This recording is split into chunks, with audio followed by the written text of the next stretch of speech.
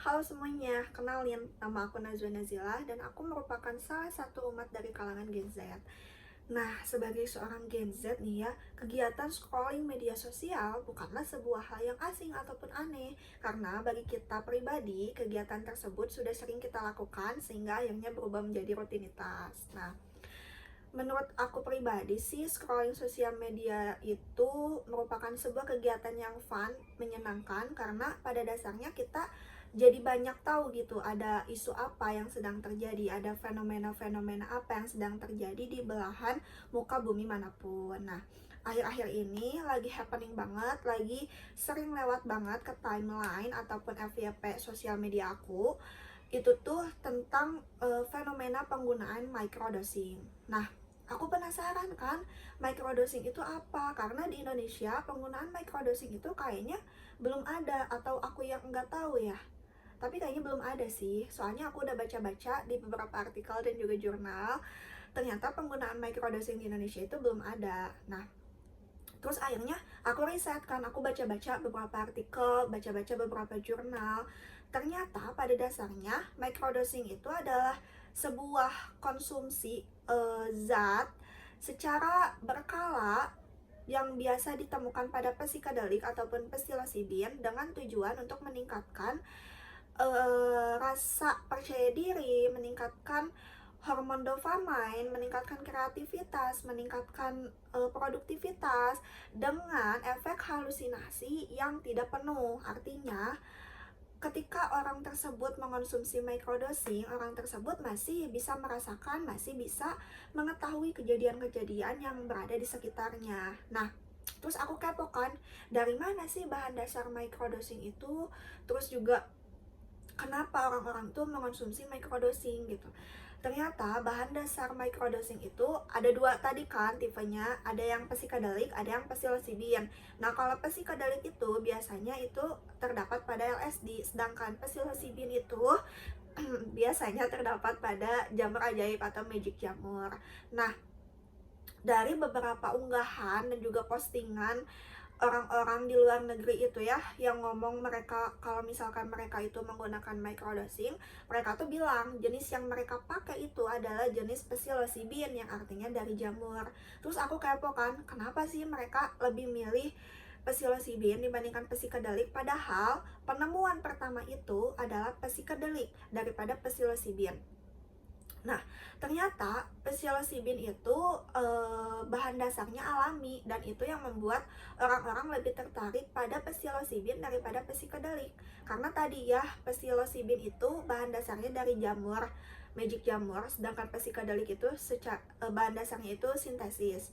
Kemudian juga efek samping yang digunakan dari microdosing ini tuh sangat minim gitu, jarang ada orang yang sampai overdosis ketika penggunaan microdosing. Cuman untuk penggunaan psikodelik itu tuh dikhawatirkan kalau penggunaannya berlebih, dikhawatirkan akan menimbulkan kecemasan juga gangguan mental lainnya. Terus juga kenapa orang-orang lebih milih psilocybin gitu ya, selain bahan dasarnya alami, ternyata efek yang diberikan dari psilocybin itu lebih soft, lebih lembut dibandingkan dengan psikodelik dengan durasi rentan waktu 4 sampai 8 jam.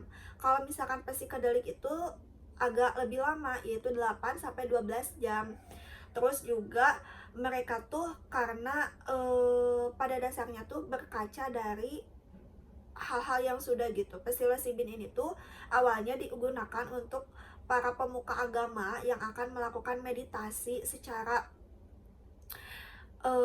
mandiri gitu, dan mereka memerlukan hal yang memicu konsentrasi mereka. Nah, jadi mereka tuh mengonsumsi microdosing untuk memicu mereka agar fokus, kemudian juga agar konsentrasinya penuh dan persepsi yang ada di otaknya tuh lebih mengalir gitu. Terus aku bertanya-tanya kan, apakah microdosing ini tuh dikonsumsi seperti obat biasa gitu, kayak 3 kali dalam sehari atau gimana? Ternyata penggunaan microdosing ini tuh ada takarannya. Untuk psikodelik itu biasanya itu dari 1 sampai 3 gram. Kalau misalkan psilocybin itu 0,1 sampai 0,3 gram.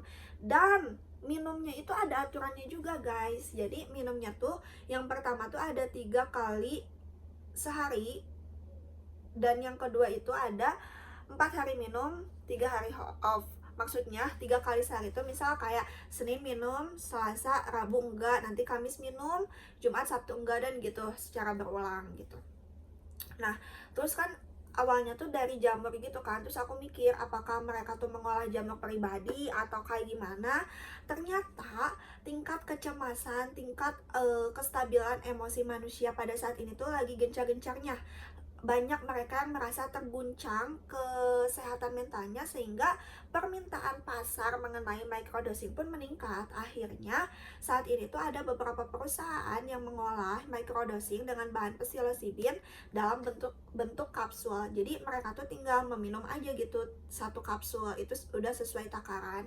Cuman harusnya penggunaan ini tuh di bawah anjuran psikiater, karena ditakutkan nantinya tuh akan menimbulkan efek yang berlebih, misal kayak jadi kecemasan berlebih atau kayak gimana gitu. Cuman karena tadi ya pada dasarnya microdosing itu sejenis narkotika kecil, jadi banyak penyalahgunaan yang terjadi ketika meminum psilocybin ini gitu. Itulah kenapa psilocybin ini tuh belum dilegalkan secara mendunia. Hanya ada beberapa negara yang melegalkan psilocybin atau microdosing dengan syarat di bawah anjuran psikiater. Nah, salah satunya itu ada US, Kanada, Brazil, Belanda, dan juga Jamaika bukan Kamboja ya, Jamaika. Nah, terus siapa sih orang-orang yang mengonsumsi microdosing ini pada awalnya gitu.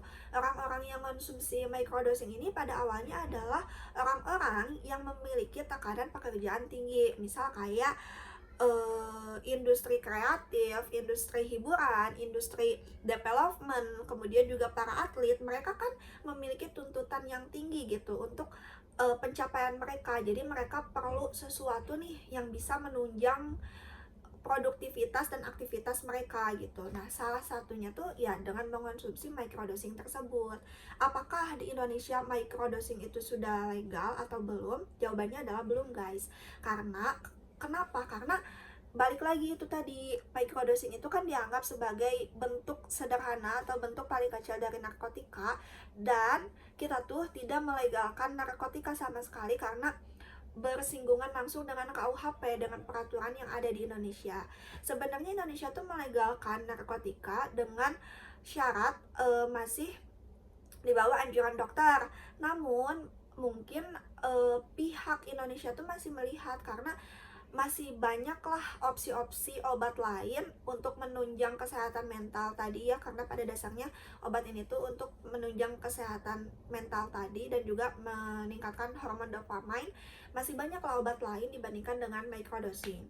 Nah, menurut kalian gimana, gengs? Apakah Indonesia perlu untuk melegalkan microdosing, atau kalian itu nggak setuju nih dengan adanya microdosing? Karena dengan kemudahan akses membeli microdosing di luar negeri, itu tuh bisa jadi ketergantungan secara tidak langsung gitu. Karena apa ya, tubuh kita tuh jadi merasa kita tuh butuh obat itu kita tuh butuh obat ini tuh untuk menunjang kita gitu. Menurut kalian gimana, gengs?